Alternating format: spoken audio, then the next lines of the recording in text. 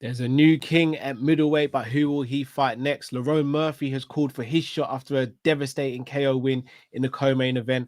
Carlos Prates wants to fight in Rio, and he's got a person that has said yes to fighting in Rio. People, this is Matchmaker Monday. I've got 4 fights for you that I think we should make after the UFC 319. Sit back, relax. Let's get into it.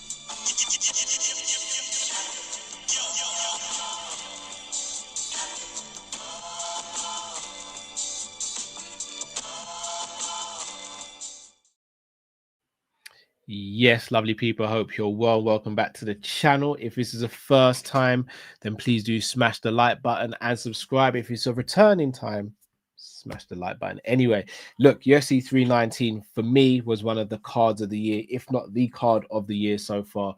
Absolutely brilliant fight card. I scored it a 9 out of 10. That's what I gave it on my UFC 390 reaction video. If you've not watched that already, please do check that out.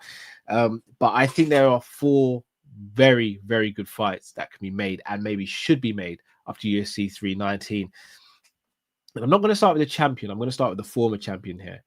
And I think this fight needs to be made. The rematch. The first fight had so much drama going into it, lived up to the expectation, and du Plessis managed to get a stoppage win in the 4th round against Izzy Adesanya. Adesanya is on a 3-fight skid. Lost to Sean Strickland, lost to du Plessis, and lost to Imavov. I would like to see the rematch of du Plessis versus Adesanya. Can Adesanya figure out the puzzle that is Dricus du Plessis? Plus, du Plessis gets to fight a big name in the division, a name that he's already beaten, and also a striker, someone who's not a wrestler. I think this ticks the boxes for both fighters. If Israel Adesanya beats Dricus du Plessis, he's back in the title picture straight away. If du Plessis beats Adesanya, he stays relevant in the division, gets a good payday from it, and beats a star as well for the 2nd time to further cement his legacy. That's the fight I want to see, people. Let me know your thoughts, because I think that would be a great rematch, especially without the drama and the intense emotion of the first fight. Seemed like they've almost buried the hatchet almost. I'd like to see what it looks like with 2 cold killers rather than 2 emotional fighters going into the fight. So let me know on that one. Speaking of the champion, the guy that did take DDP's belt, Khamzat Chimaev. And again, I'll keep on saying it. Some people have called it a boring performance. I've called it a brilliant performance. He went out there and neutralized a man that hadn't been neutralized before. And before I reveal who I think he should fight next, I want to shout out to people in the chat. Shout out to Jondre. Shout out to Uncle Rods, Skits, Jamal, Liam. Big up to you all.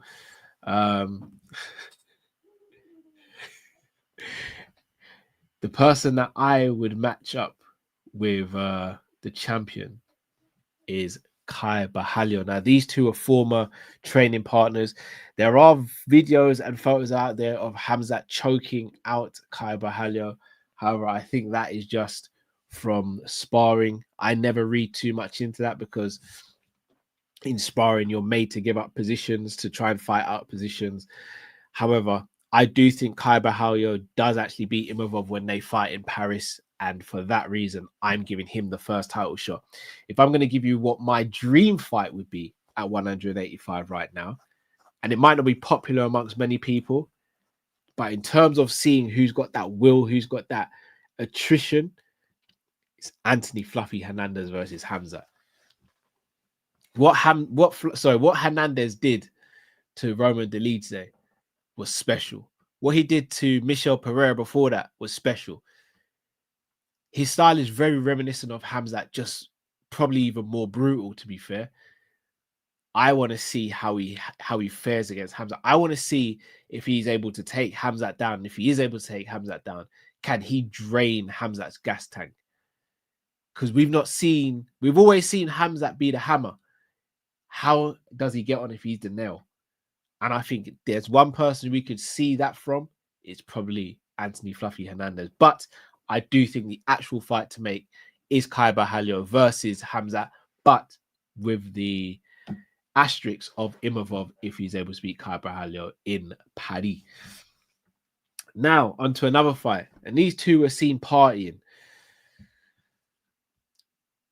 One of them scored an amazing knockout, the other a dominant victory at UFC 319, and that is Carlos Prates versus London's very own Michael Venom Page. Look, Michael Venom Page has been doing some good work at 185 pounds. Got one win at 170 against Kevin Holland. Carlos Prates has just been on a tear, barring the Ian Gary loss, and both of them share that in common as well. I would really like to see that fight in Rio. I think Prates is an absolute killer on the feet. And while Michael Venom Page might not be a killer as such, he has got that switch in him. And I think he needs an opponent that's going to allow him to get that highlight reel finish. Because of Carlos Prates' style, that meet you in the middle style, I actually think this is a perfect fight for MVP. This is a fight where he could score that viral knockout, but make no mistake about it, he could be on the receiving end of a viral knockout as well. We saw how he fought against Douglas Lima the first time, and he got the leg kick and then the punch to knock him out the first time he'd been defeated in his career up until then. If anyone could kind of recapture that sort of moment, it is Carlos Prates. I really, really want to see a fight between those two, not just from a in-cage perspective, but just a character perspective. They're both big characters, larger than life human beings, and they both seem friendly as well. Both get on well, so there's not going to be animosity. It's just going to be two competitors, two high-level strikers getting in there, having a tear up in Carlos Prates' hometown. I mean, sign me up for that. Let me know if you guys want anything different, but for me, Carlos Prates versus MVP in Brazil, make that fight happen. And then the final fight for me, look, he's earned it, man. The Miracle Man, Lerone Murphy, Volkanovski for the featherweight championship. Look, I know there's a bit of a logjam in that division, and things could change on a whim. John Silva versus Diego Lopez. Someone just needs to get a fantastic win there, and it could throw the cat amongst the pigeons.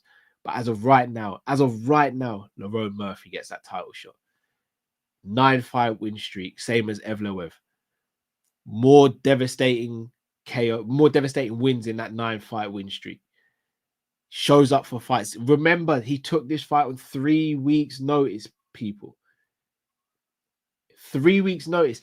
It was meant to be Evloev versus Pico last week. He took this fight on 3 weeks' notice. He wasn't in camp, but he stays ready all year round, and he's reaped the rewards of being that guy.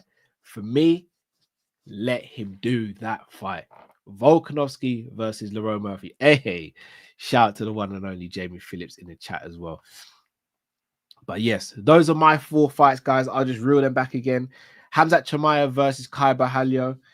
Dracus du Plessis versus Adesanya 2. Volkanovski versus Lerone Murphy. And Carlos Prates versus MVP. Let me know your thoughts in the comment section, guys. And catch me over on Monty's channel now. I'm going to be going on Big Six Bants in like 5 minutes. I'm going to grab a drink and then I'll be ready over there. Smash the like button, people. Subscribe if you're new to the channel. Subscribe to Luke's channel. Subscribe to Jamie's channel. Subscribe to James Redmond's channel as well. So I see you on the other side, people. Thanks for watching and listening. UFC 319 officially in the books. Let me know your thoughts. Take care.